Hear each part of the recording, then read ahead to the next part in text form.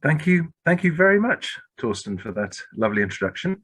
Um, yeah, thank you, everybody, for being here as well. As Torsten mentioned, I'm going to talk about the night sky, because at the moment we have two, three maybe wonderful aspects of the night sky that are present. So the first one is that in sort of August in the high felt, we get a wonderful number of clear nights, so you can actually see the night sky.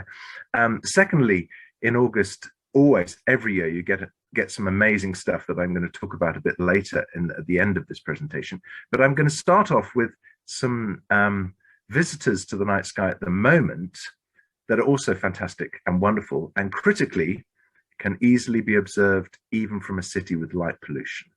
So I'm going to split my talk really into two. I'm going to start off with talking about what you can see in the night sky from Haoteng, and then I'm going to talk about, if you get the opportunity to get away from Haoteng into a truly dark sky environment, a few of the wonders that you can see there.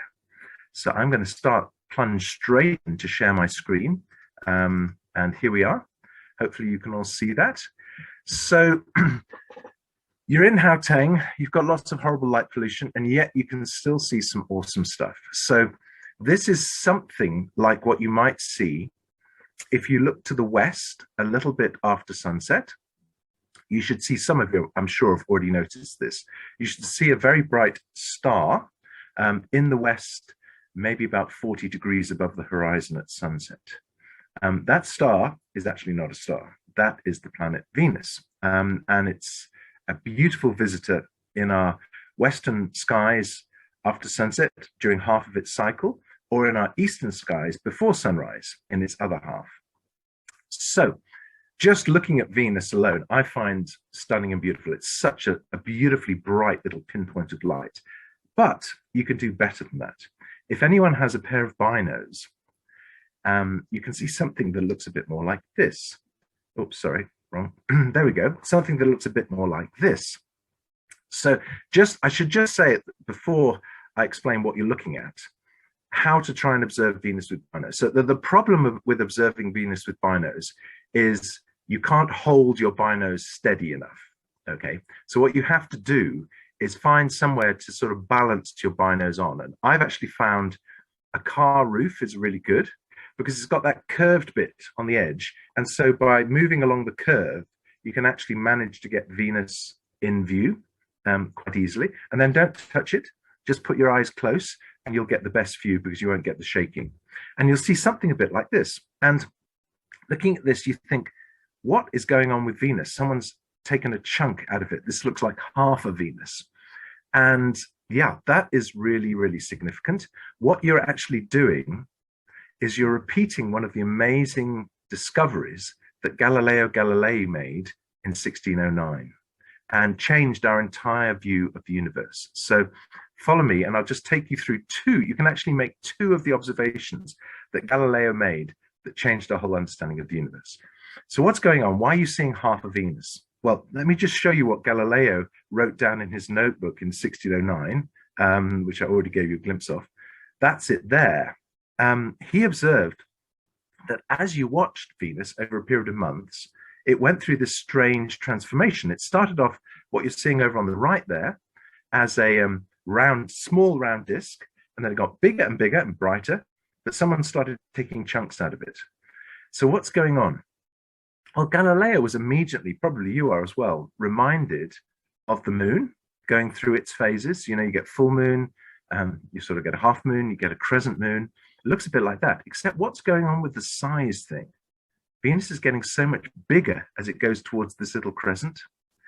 And what he realized is the moon goes through these phases because it goes around the Earth, and you see the illuminated side to various degrees depending on where it is around the Earth. He realized the same kind of thing was happening with Venus, except it was all about Venus going around the sun. And that explained the changes in size, because as Venus was on the other side of the sun, you saw the round face, but it was small. As it came round towards us, it got bigger and bigger, but we saw less and less of the illuminated side. So just this observation convinced Galileo that the sun was at the center of the solar system and not the Earth, which was a massive step forward for the human understanding of our place in the universe. And you can do this. You can actually, with just a pair of binos, in fact, if you have a pair of binos, you've got a better telescope than Galileo had in 1609. You can repeat this measurement, and now is the time to do it. From now until Christmas, Venus will be going through this transition to this beautiful little crescent. In fact, Christmas Day will probably give you the best view, if it's cloud free, of this beautiful little crescent. So I would encourage you over the next few months, maybe every week or every 2 weeks, take out your binos, have a look, and watch the changes in Venus. You're following in the footsteps of Galileo in repeating one of the most interesting and important observations in the history of science, really. Okay, so that's looking in the west. What about if you look towards the east? Oh, sorry, that's a little diagram of how it works. So you can imagine the sun's in the middle, here's the Earth. As Venus goes round, you can see you get a small full disk, or you get a big crescent as it comes towards us. Okay, and that's what Galileo observed. So what happens if you look in the east? Well, in the east, you see something very similar, in fact.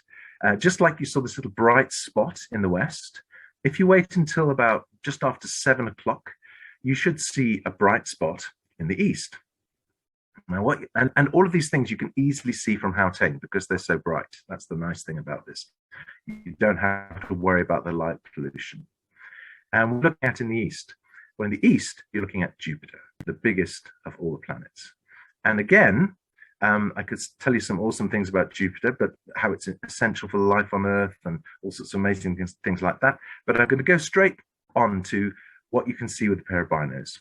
So again, if you can hold a pair of binos steady, what you'll see is something like this. You'll see that Jupiter's a round disk, doesn't have the issues with being eaten like Venus does because it's way out beyond us in relation to the sun. But the cool thing about Jupiter, you can pick up straight away probably here, is these little dots that seem to be orbiting Jupiter. There's 3 of them here.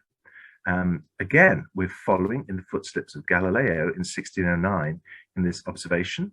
And as Galileo watched, these little dots went round Jupiter. And this was amazing to him, because remember, before him, the Aristotelian view of the universe was that everything went around the sun. So just watching these little dots, which of course are Jupiter's moons, going around Jupiter, again, revolutionized our understanding of the entire universe. So this is what he recorded in his little notebook. There you've got the disk of Jupiter, and there are 3 little dots, and here are 4 little dots. Why only 3 and then 4? What's happening, of course, is sometimes little dots either go in front of or behind Jupiter. They get lost in the glare of Jupiter, or they get caught in the shadow of Jupiter, so they don't get any sunlight from the sun and you can't see them. And again, you can observe this in real time. Just with a pair of binos, you'll see these little dots. And if you're patient, and if you're not patient, get one of these star programs that tells you when to observe to see this. You can actually watch one of these little dots pass into the shadow of Jupiter and suddenly disappear. It's really, really quite quick and dramatic and really cool. So again, you're following in the footsteps of Galileo in doing this observation. And observing these moons has been incredibly important for human knowledge. For example, the very first accurate measurement of the speed of light was made by observing the moons of Jupiter, which is quite cool.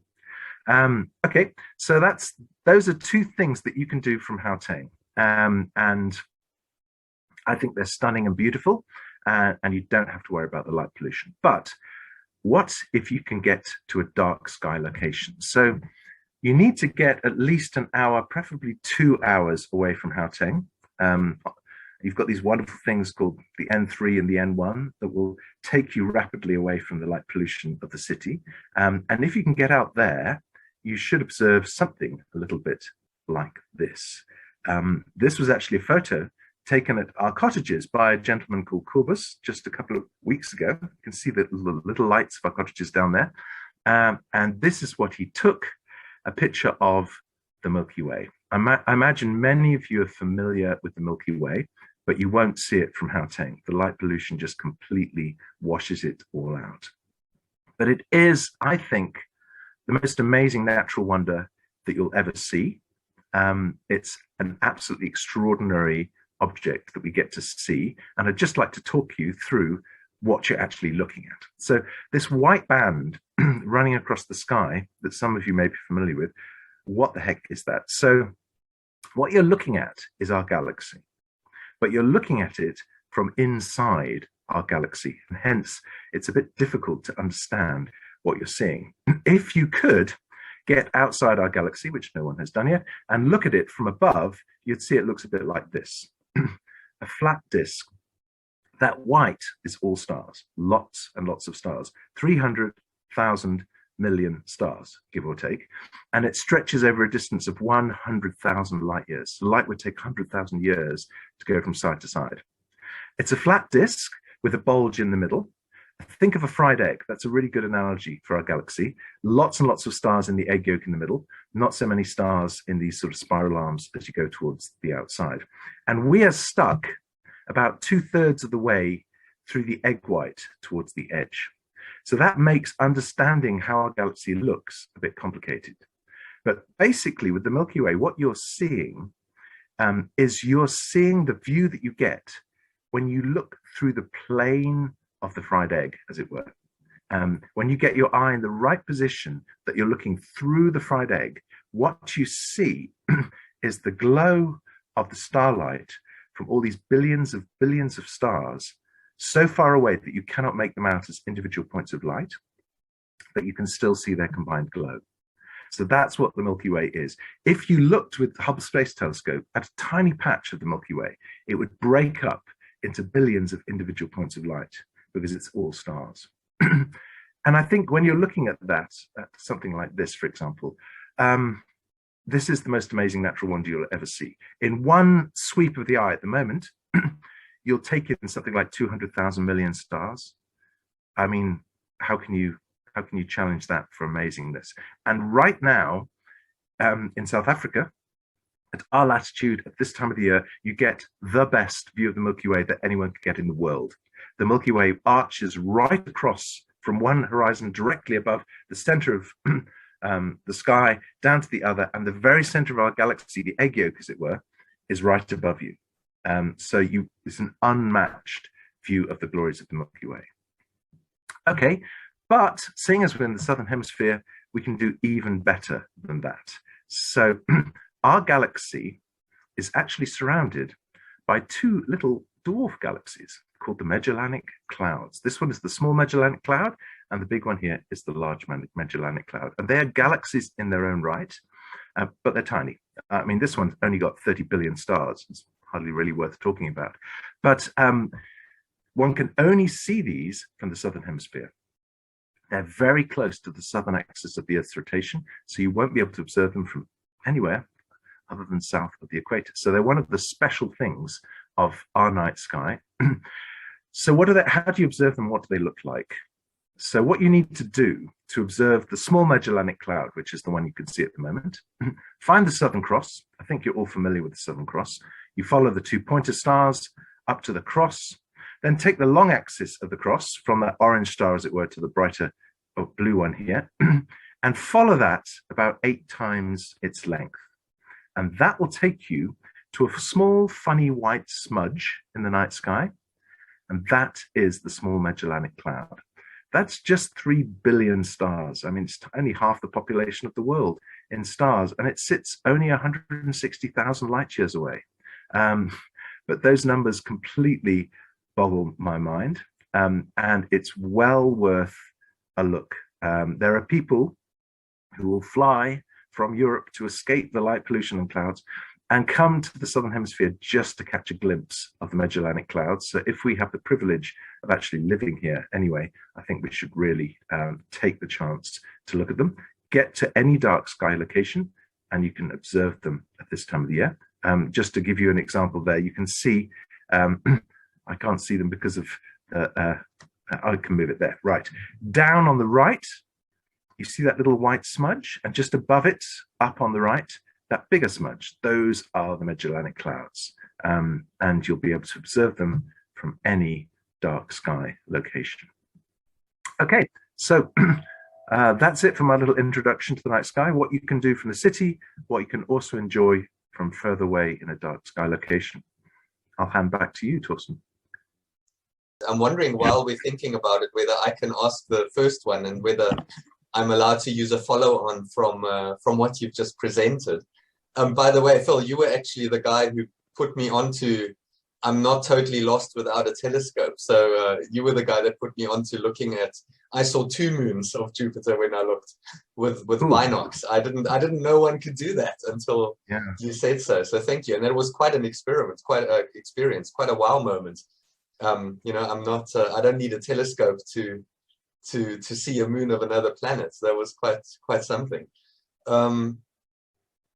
You know, you mentioned Galileo. I think one of the reasons that Galileo got uphill is that he basically decentered us from the universe, and it's sort of I mean, it's linked to the God question, isn't it? So, you know, if we're at the center of the universe, then, you know, everything fits nicely. You know, we're very special in God's creation. But you know, now if we just you know, stuck somewhere on the you know, two-thirds of the way to the outer rim of a very nice but probably pretty average galaxy amongst gazillions of galaxies, doesn't that show that we're pretty insignificant? Yeah, that's a really good question, Torsten. I think it shows we're really small, but I don't think it shows we're really insignificant. In actual fact, for me, every time I look up at the Milky Way, it's a spiritual experience, because I see this vastness, and yeah, you're absolutely right. I haven't even really begun to spin the vastness. If you consider that our galaxy is one of 2 trillion galaxies we've discovered so far, and we know there are at least 1 billion times as many as that. And it makes you feel incredibly small. But then if one stops for a moment and thinks, okay, this is the creation. What does this say about the creator? It actually speaks about his majesty, splendor, and power and vastness, because he's got to be bigger and more spectacular than his handiwork, as it were. And so it tells me how vast the creator is.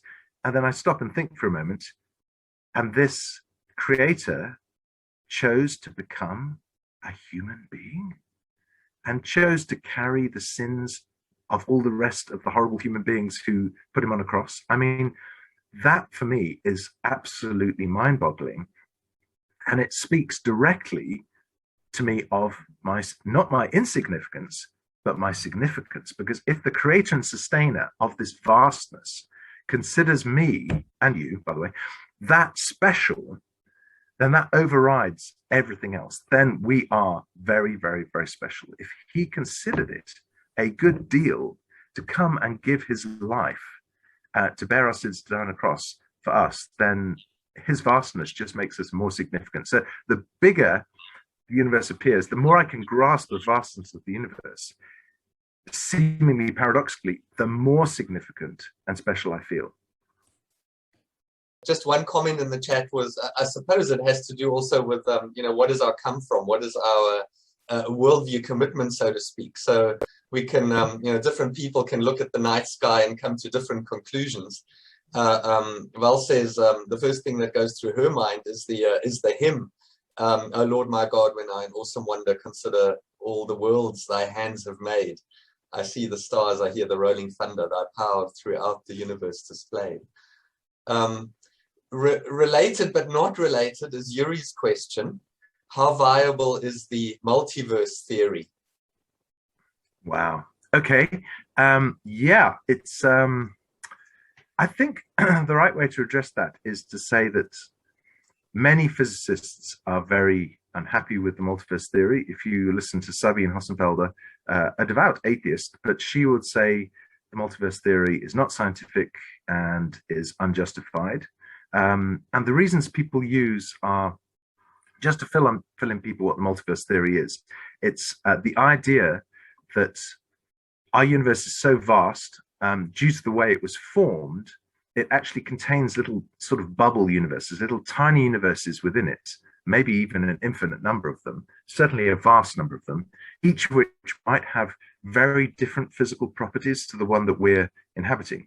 Now, fundamental to this is the idea that we're never, ever going to be able to detect or explore in any way these other universes. So that's why one of the reasons why people like Sabine don't like this as an idea, because one of the fundamental aspects of science is if it's going to be studied by science, it has to be measurable. And so if it's not measurable, it's outside the remit of science. So that's the first kind of strike against the multiverse theory as scientific. But of course, it could still be true. There's lots of things that aren't scientific that are still true. In terms of the viability of the multiverse theory, I think there are many problems. It requires a rather fine-tuned version of eternal inflation, well, of inflation, to give you this thing called eternal inflation. It requires string theory to be true, when string theory is falling more and more out of favor with physicists because it's proving to be a very unfruitful theory that has not produced a single provable prediction, and maybe in principle never can. All the predictions people have tried to make for string theory have all turned out to be false.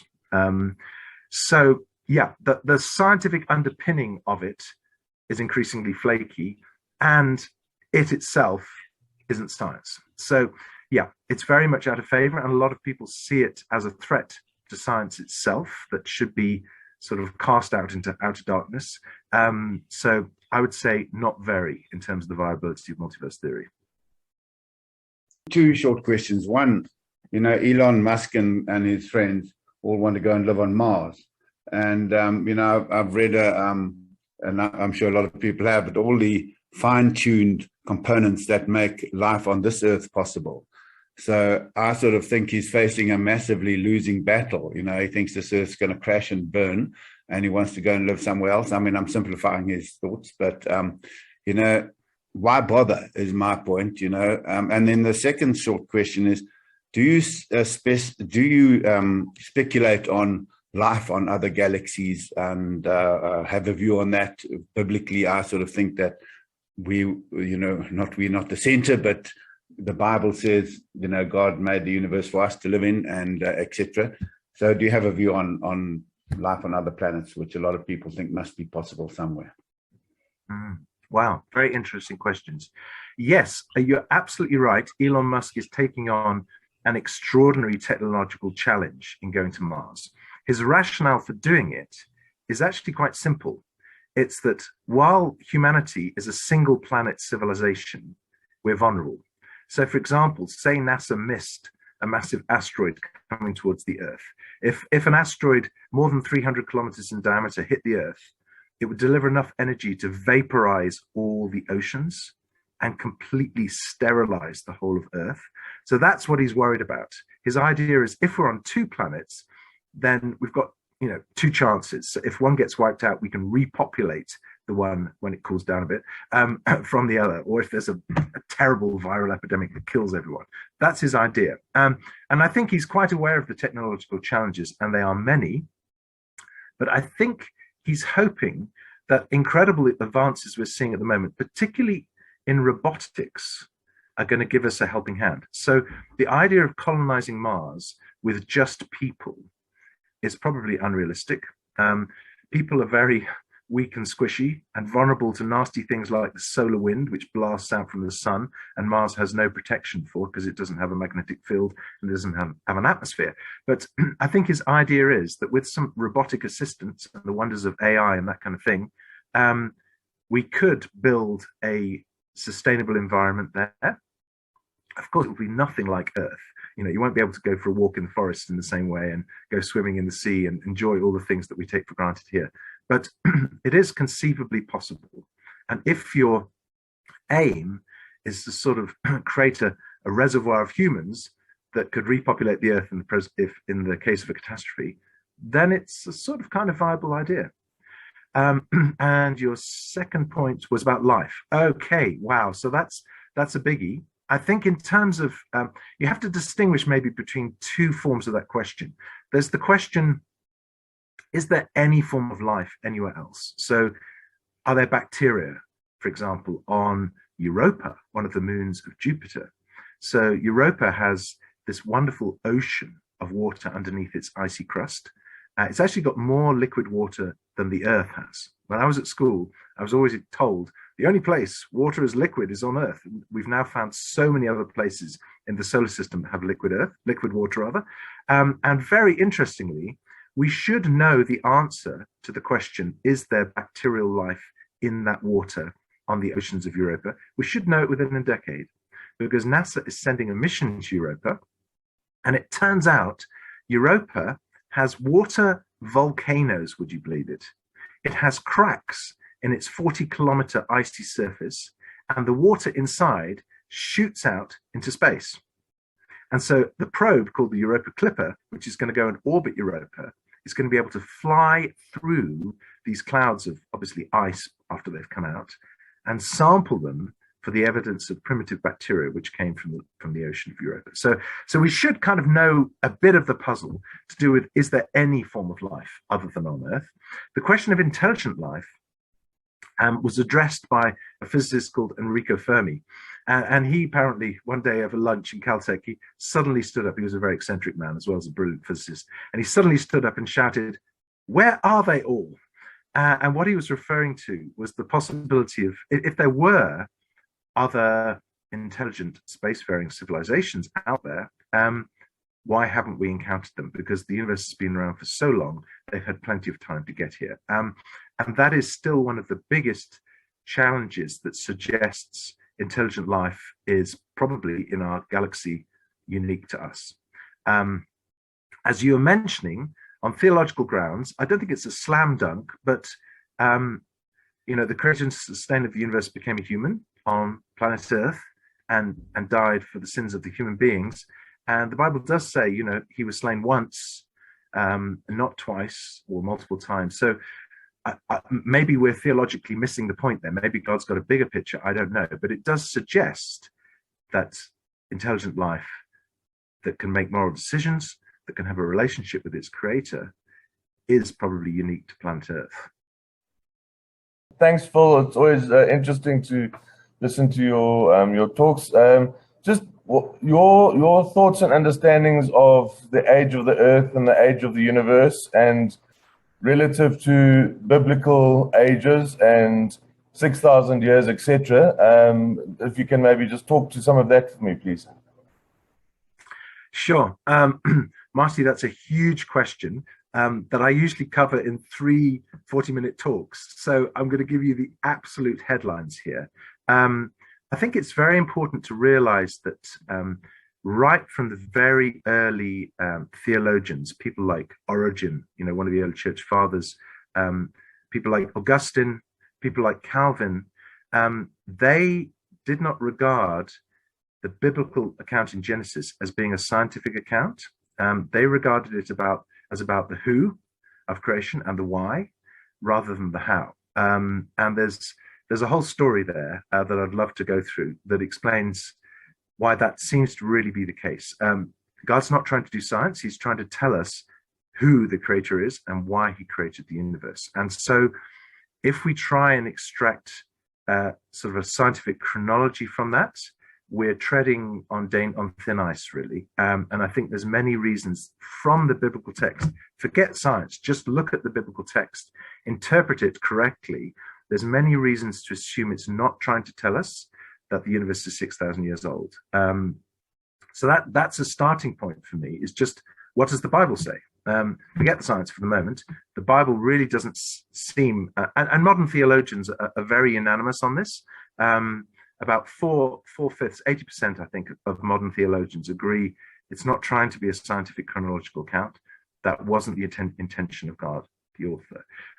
So I start there. And then the second thing is, what does the science say? And the science is very, very clear that the Earth and the universe is very old. So, for example, one of the clearest cases is in lots and lots of lakes around the world, you get yearly bilayers deposited. You get a layer of silt that's deposited in summer, and you get a layer of silt deposited in winter. And the summer one has more organic material, and the winter one has less. So you get these, it's a bit like tree rings. You get a dark line and a light line.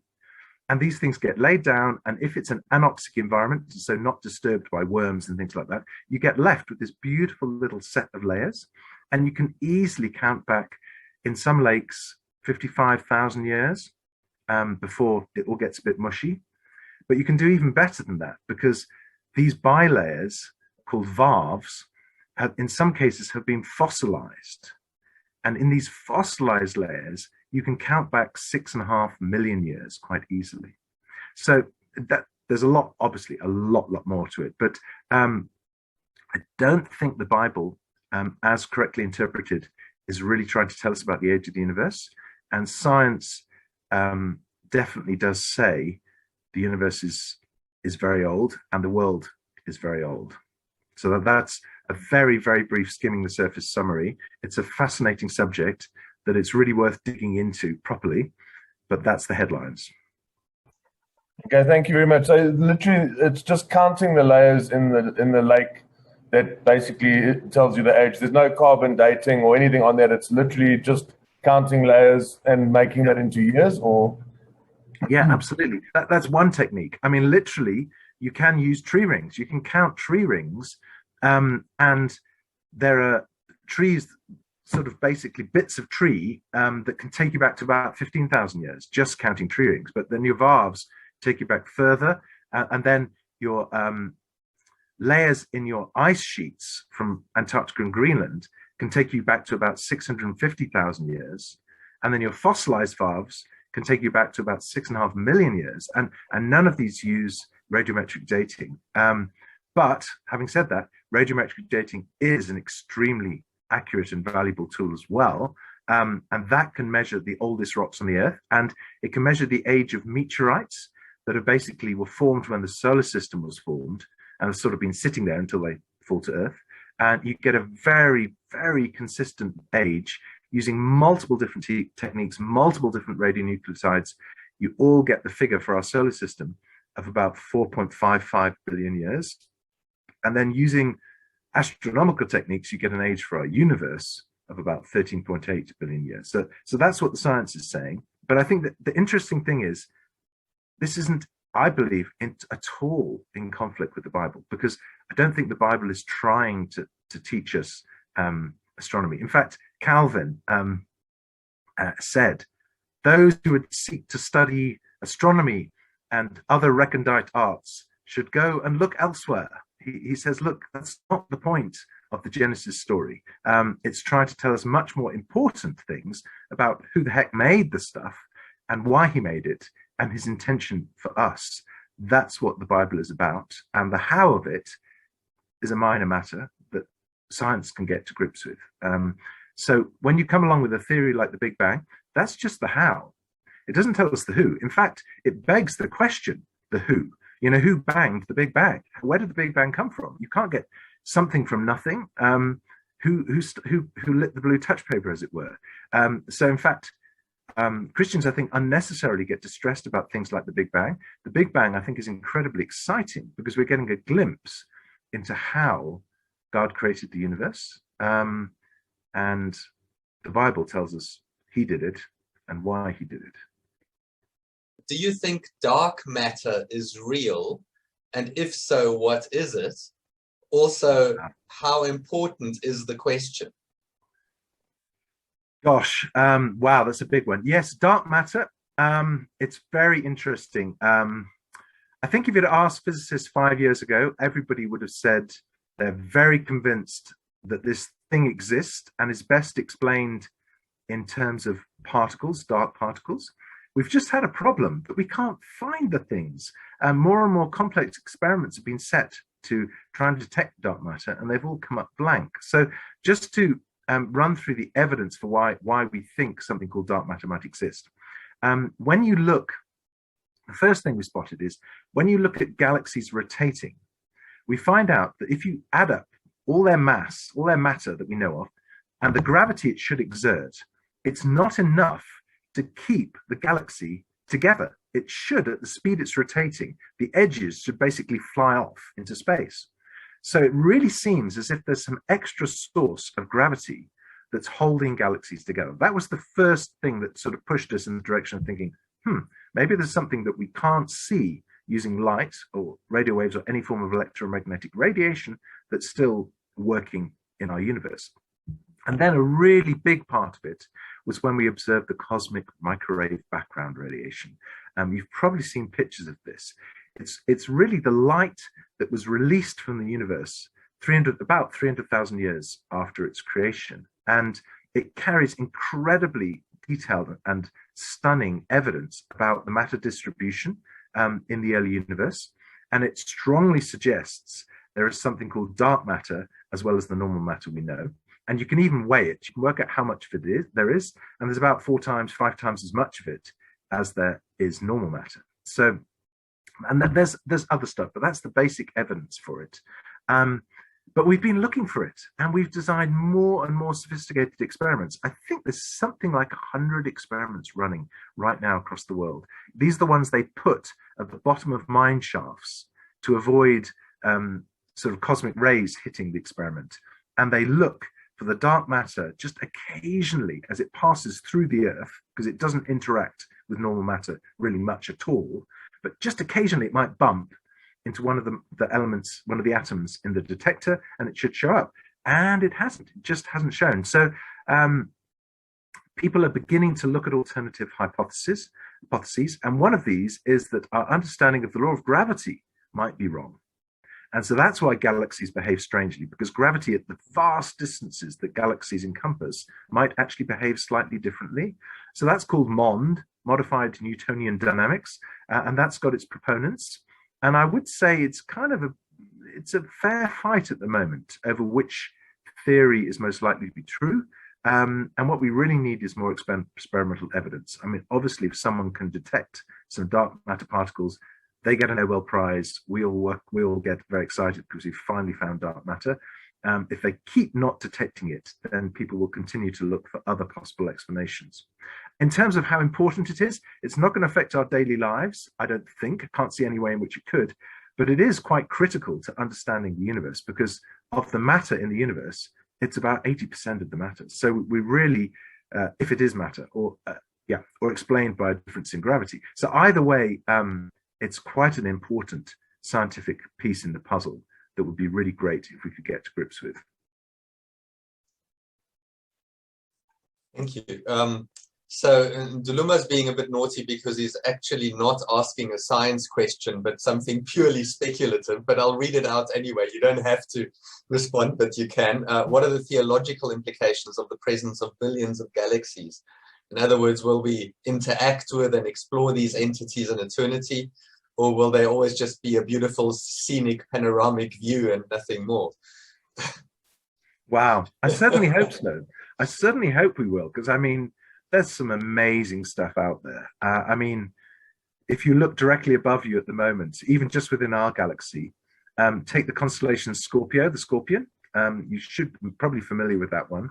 The red beating heart of the Scorpion is a star called Betelgeuse.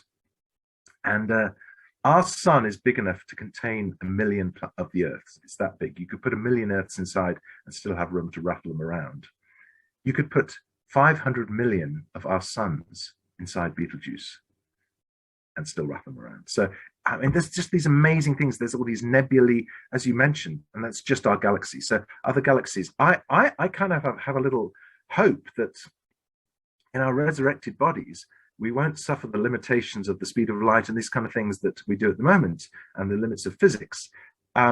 Jesus proclaimed victory over death by his resurrection, but he also proclaimed that he was the first fruits from the dead, and that we were going to be the full harvest. So there's a very strong and fascinating thread through scripture that we will actually have a body similar to Jesus's in eternity. And Jesus didn't seem to be constrained by doors, time, space, anything like that. So maybe we won't be able to be constrained in that way. And maybe we can buzz off to the Large Magellanic Cloud and take a tour. Or maybe we can go to the Andromeda Galaxy and observe its stunning beauty. So I think the universe is out there, just like David sort of prophetically saw, the heavens declare the glory of God. It's there as a demonstration of his majesty, I believe. And as that, I think he would like us to get to grips with that, like us to explore and enjoy his extraordinary creative power and majesty. So, yeah, I'm with you there. I hope that's what we'll be able to do in eternity. Okay, there we go, Nduluma. We can actually ask Phil a question about anything, not just about science. Phil, there are two further questions here that I suppose both play in the space of science versus religion, which is, and I think you've been working very hard at showing us it's not a versus. But let me read them together and then engage as you wish. So one is, which Christians do actually see a theological problem with the Big Bang Theory and why? I thought it authenticated the idea that the world was created rather than always existing. You've been kind of hinting in the same direction, haven't you, Phil? And then the other one is a question about the Christian view of evolution. To my mind, it's a scientific fact that happens. And even, God can use it in the process of ongoing creation. It doesn't have to tell us about whether life started by chance and by itself in the very beginning. Okay, I hope that made sense. Do you want to? Absolutely. No, Stephen Barnes, I'm completely with both of you. Absolutely. To be honest, I'm puzzled why people do find the Big Bang threatening. If you consider what came before the Big Bang, it was something called the steady state theory. And this was the idea that the universe had always been there and always been the way it is. And the universe was eternal. The Bible kind of tells us that's not the case. That the only eternal thing is God, and the universe was his creation. He brought it into being at a specific point in time. So the Big Bang Theory is a massive lurch to really confirm the biblical view of our universe. I once heard someone describing it like this. There was this mountain of science that these scientists sort of strenuously climbed to the top, and they finally got to the top, and they realized the universe had a beginning. And then they look around and they find there's a bunch of theologians already sitting there saying, yeah, you could have told you that. So the Big Bang is really a confirmation, I think, of what the Bible tells us, that the fundamental entity of reality is God. And the universe is his creation and came into being at a specific point in time. So, yeah, I love the Big Bang Theory. Christians should love the Big Bang Theory. Sure, evolution is a very complicated one, but I think you've absolutely got to the heart of it there. I like this distinction between what I call mechanism and meaning. The mechanism is the how, and meaning is the who and the why. And in our lives, usually, the who and the why is more important than the how. An example like Psalm 139. Psalm 139 says, God knit me together in my mother's womb. I'm fearfully and wonderfully made. That tells me who made me and why, and about my relationship with the person who made me. And it's incredibly important to understand that. It gives me my meaning and significance in the universe. Now, on the other hand, you've got this science called embryology, which tells you how it happens. It can tell you it's all about your genetic material and the biochemical processes, and how it can tell you everything on a how level about how you were formed in your mother's womb. And it's in no way contradictory to the who story. Because of embryology doesn't mean it's not God, because God is the sustainer and creator of everything. The reason those atoms and molecules exist right now is because of God. And the reason the laws that bind them together and affect their interactions exist is because of God. So God is the fundamental who and why. Embryology tells you the how. And this plays out in many, many aspects of our existence, I think. Evolution being one of them. It's a how story, and it's for scientists to sort of wrestle with that and deal with the challenges and problems that science is good at dealing with. But it's never going to address the who and the why. That's something that comes through revelation from the creator himself. So I think fundamentally, they can't be in contradiction. Fundamentally, the who and the why is more important, and God tells us about that side of the story. So in answer to, earlier you used the phrase just as a sort of on the side phrase that there are lots of things not scientific that are nonetheless true. Is that kind of how you would answer that question as well? So give some examples. Well, all the why questions, the who and the why questions. I use the example of the 2nd of September 1990.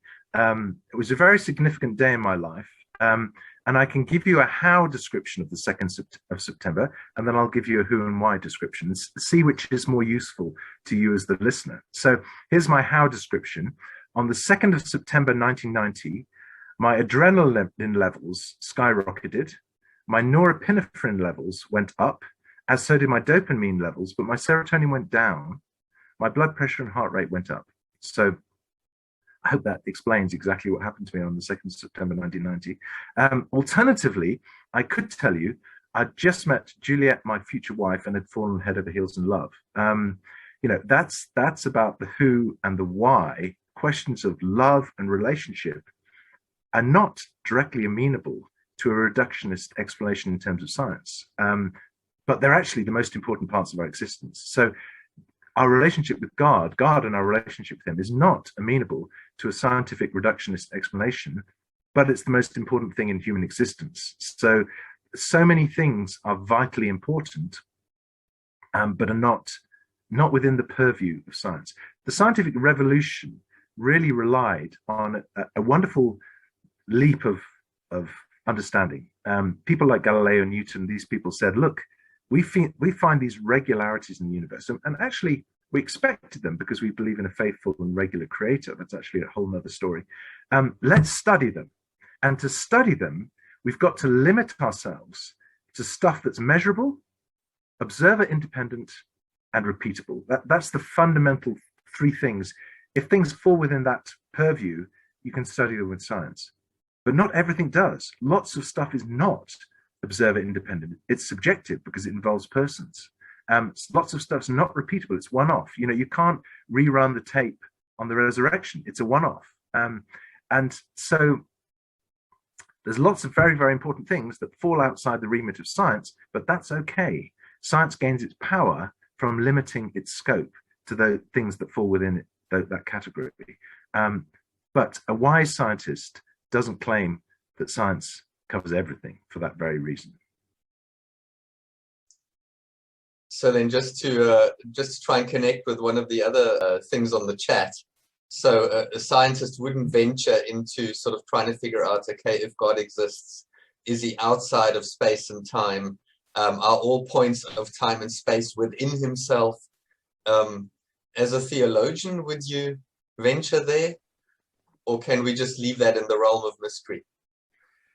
Yeah, I think, you know, Einstein kind of helps us a little bit here by showing that time and space are intimately linked, and time in some ways is a dimension in the same way as space is. There's 3 spatial dimensions and 1 time dimension. So that it's totally enmeshed with space. And so when God created the spatial universe, he created time as well. So I think time is subordinate to God, and God exists in eternity and exists beyond time. So from his perspective, this is my speculation to a certain extent here. From his perspective, I think time is just a variable like space, and he can see the whole of the history of the universe from beginning to when he wraps it up at the end, all sort of rolled out before him. But we're stuck in the story of the universe. We're stuck, if you imagine it almost like a wonderful Persian carpet, he can see the whole carpet rolled out. We're sort of stuck at one point in the fabric of the carpet, and we can see behind us history, but we can't see the future, what's to come, but God can.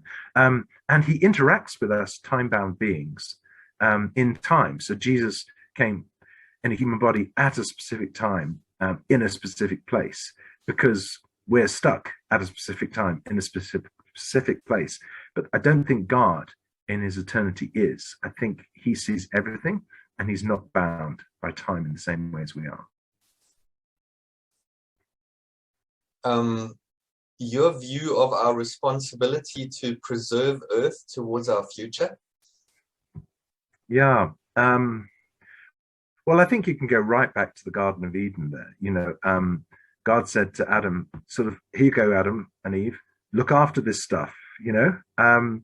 And there's a divine imperative for us to not just use, but use wisely what we've been given. So I think on every level, we should be very careful with this amazing world that we've been given. And it's an area where we definitely shouldn't concede the high ground or to non-Christians, or let non-Christians be at the forefront of that. I think as Christians, we've got a better reason than anyone else to get stuck into issues of sustainability and looking after our Earth, because we know the person who made it and he gave us a command to look after it. So let's get on with it. If you don't believe in a creator, then what's the point? You know, we're all just atoms and molecules. In 100 years' time, we're not going to exist. Why should we bother, etc.? So as Christians, we've got a better reason than non-Christians to care for our Earth.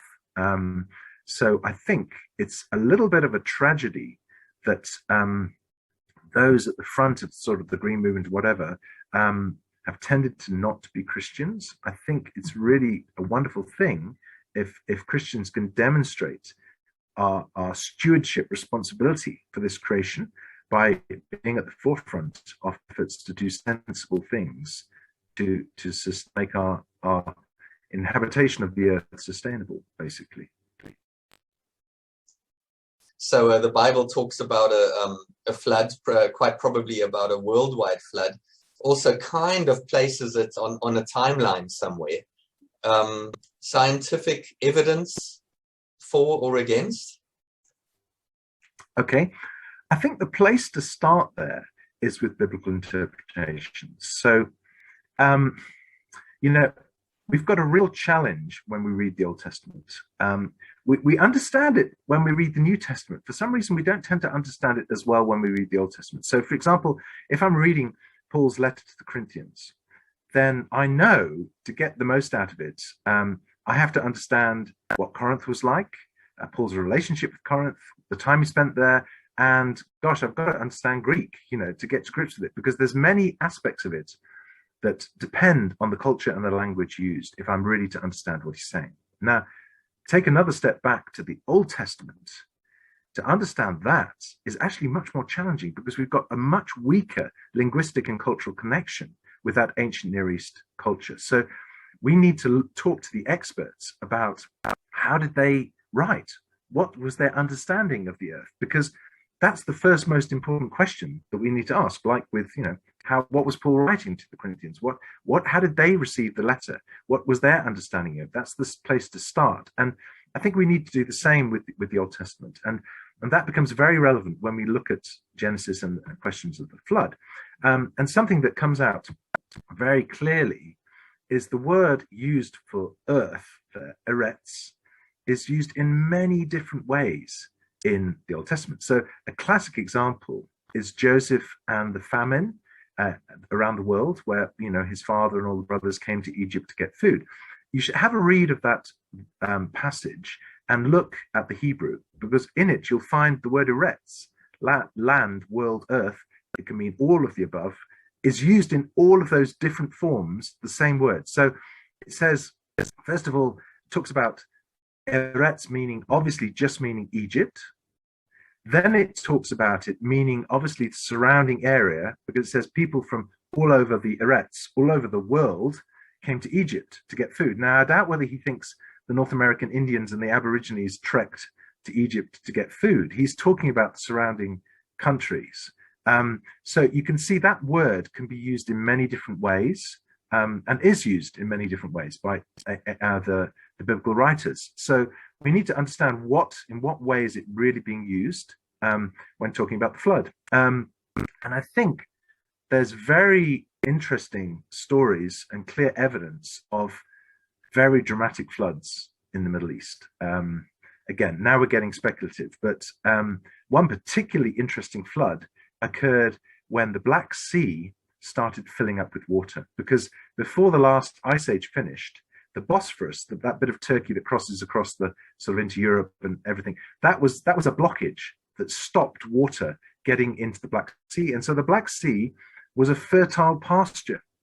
And then suddenly, of a day, basically, the Bosphorus sort of blockage broke and water started pouring in at a catastrophic rate into the Black Sea. And we can see civilizations were drowned in that process, which would have been an absolutely catastrophic event. Of course, it's right next to Turkey. It's in the area, obviously, of the flood story. So this is a huge issue that really we need to hand over to biblical scholars who understand ancient Near East culture, understand Hebrew, understand how to put this all together, because otherwise, you know, we can get very confused. I can remember as a small child reading some passage in the Old Testament, I can't quite remember where, and it It was talking about a plague of locusts, and it said, and the great locusts came, and they ate everything. And I thought, oh, okay, everything's been eaten. And then it said, and then the plague of little locusts came, and they ate everything.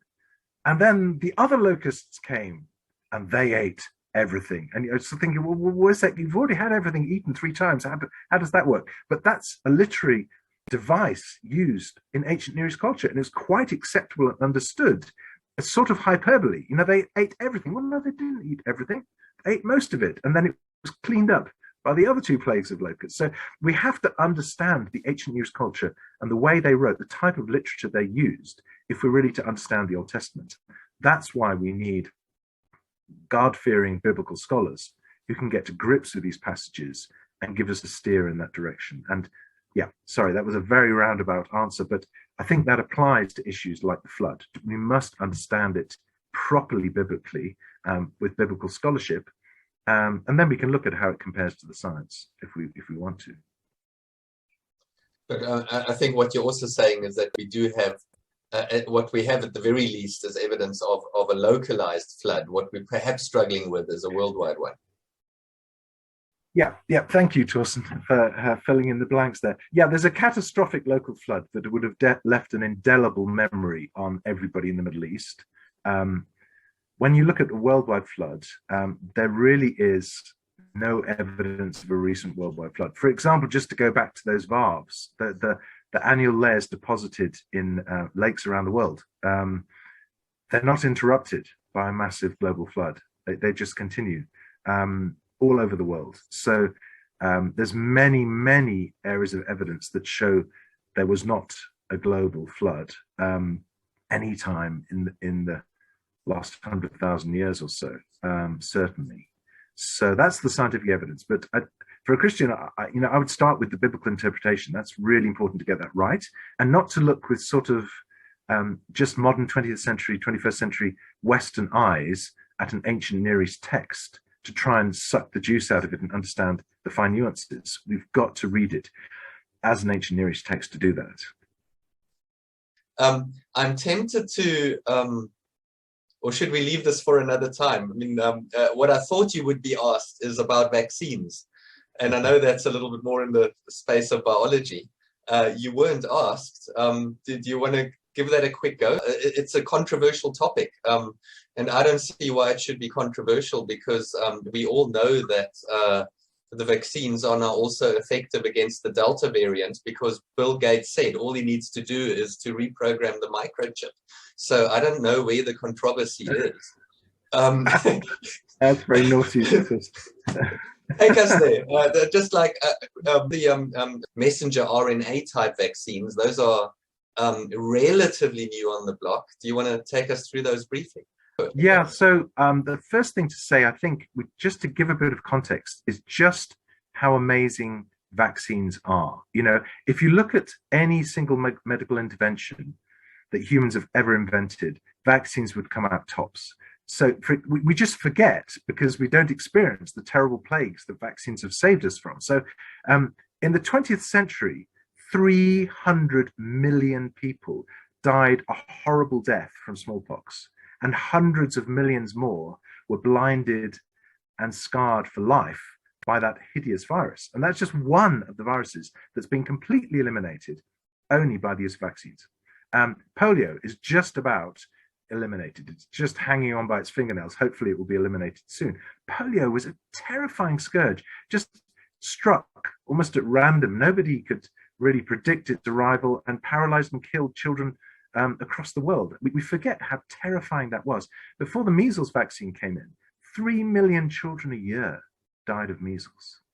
So that's just some of the context of how incredibly useful vaccines have been. So with viral infections, the only real protection we've got is vaccines, to get your body's immune system to be prepared to repel the invader, as it were.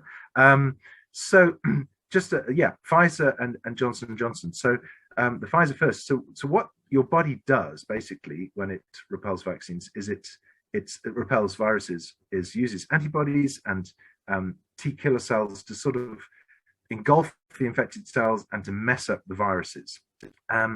And Yeah, the Pfizer vaccine is incredibly clever and produces an amazingly strong immune response that really bypasses, is more impressive than the previous vaccine responses that we've been able to create. And it does that by putting messenger RNA into your body. And messenger RNA is what takes the instructions from your DNA to your ribosome, which is an amazingly cool molecular machine that basically receives the instructions from the mRNA and creates a protein based on that, the information it's received.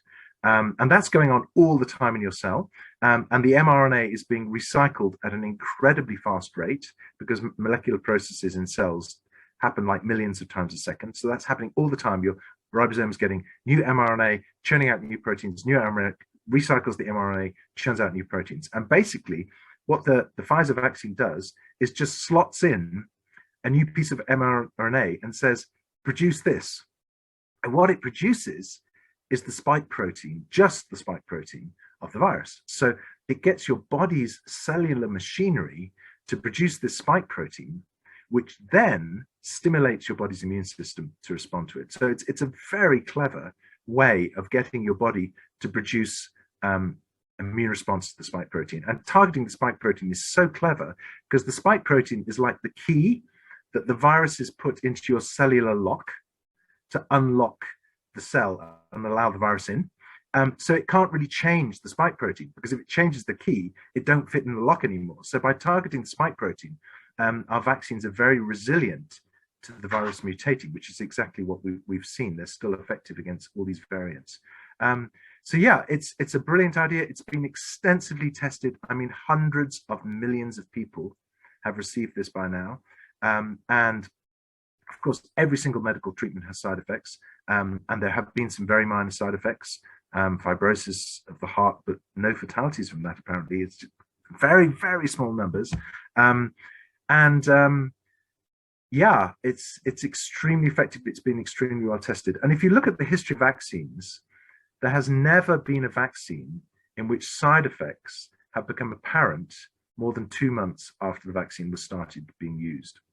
So the Pfizer vaccine has been used obviously for more than a year. So there is no issue really with long-term effects of vaccines. We know what the short-term effects are. They're incredibly minor. There really is no reason to not take it. And I think the main reason people don't take it is just insane misinformation on the internet. And tragically, if you look where that misinformation comes from, most of the misinformation, 65% of the misinformation on social media comes from 12 people. And if you look at those 12 people, number one is a doctor in Florida who has built a $100 million empire on misinformation. So it's his job. That's what he does. He creates panic and misinformation about a particular medical treatment, and he sells quack cures for the supposed problem that he's persuaded people exists, and he's made a fortune on the back of that, on the back of misinformation, basically on death and suffering that he's sold to people. I mean, it's absolutely despicable. I wonder what he's going to say when he stands before his creator. So I think you have to understand, some people are just mischievous, but there's a lot of people who are actually making money from the misinformation that they've been propagating for years. And this is just another misinformation thing that they're selling, which is really, really quite tragic. So they'll tell you, don't use this medical, proven, tested medical technique. Instead, take my, my special quack solution to the problem and pay me lots of money, which is really, really sad. So just to cover the Johnson & Johnson as well, another way of creating an immune response utilizes what viruses actually already do. So when you have flu or chickenpox or anything like that, a virus comes into your cell, takes over the cellular machinery of your cell, the ribosome, gets it to produce lots of copies of itself. And these obviously go and infect more cells. So what the Johnson & Johnson does, and this does not change your DNA, I should say. This is not changing your DNA. This is destroying lots of your cells and using the DNA producing machinery of your cell, but is not changing your DNA. And that's exactly what the Johnson & Johnson one does. So it uses a harmless virus as a little messenger to get inside your cell and to deliver a little packet of genetic material, which your ribosome then uses to produce, again, the spike protein to produce an immune response. Your DNA is not being altered. That's just scare talk, unfortunately. So that's a little summary of how the two most common vaccines in South Africa work, and they've been thoroughly tested, thoroughly studied, and they are the only tool that we have at the moment to provide protection from COVID. Tragically, as we speak, as a church here, we're praying for a dear friend of ours who is in ICU, sedated, on a ventilator, and the day she fell sick, she got into a big fight with a friend of hers who'd had COVID, who said, I won't mention her name, but said to this lady, get the vaccine. Look, you really need to get the vaccine. This COVID thing is no joke. I was sicker than I've ever been. Get vaccinated. And she wouldn't. And she made fun of him and ridiculed him. And by the end of the day, she was going down with COVID. And she's been in ICU for 2 weeks and is fighting for her life. So if we don't get vaccinated, we will get COVID eventually, and we will get it. We might get it severely. If you do get vaccinated, you still might get COVID, but you're almost certain to get a very mild form of it. So it really is important to get both shots, or a single shot if you go with the Johnson & Johnson. I don't know how long we can keep you, Phil. There's another question on just compare the type of immunity I would have from the vaccination to the type of immunity I would have naturally if I've recovered from COVID itself. Yeah, I think we don't fully know the answers to that question, but what we do know is if you've had COVID and then you get vaccinated, you get a really good immune response then. And this is repeated exposures to the vaccine definitely up your body's immune response. So that's why people are talking about a third dose for those who are more vulnerable, and maybe eventually for everyone. This is a really good idea because the more antibodies you've got and the stronger your immune response, the much less likely you are to have severe COVID, and the milder your experience of it will be. I mean, the likelihood is the vast majority of us will get exposed to it and will get either asymptomatic or mild symptoms, or if we haven't been vaccinated, particularly a greater risk of strong, nasty COVID, long COVID, etc. So even if you had COVID, do get vaccinated. It's really going to help your immune system. And when the third dose comes around, whenever it does to South Africa, I think we should all take it as well, because it definitely whacks up your immune response. And this Delta variant, as everyone says, is nothing to be laughed at. I mean, the viral load in your body from the Delta variant apparently is 1,000 times higher than it was from previous variants. So it produces massively more viruses in your body, and consequently is more infectious, and possibly it is more deadly as well. Well, now we are past 8, so I just want to, again, on, I think, behalf of everybody, I'm sure, just express a huge thank you for fielding our questions, not knowing what you're going to field, and for handling it very graciously, very competently, and very inspiringly in some ways as well. Thank you, Phil, for being with us.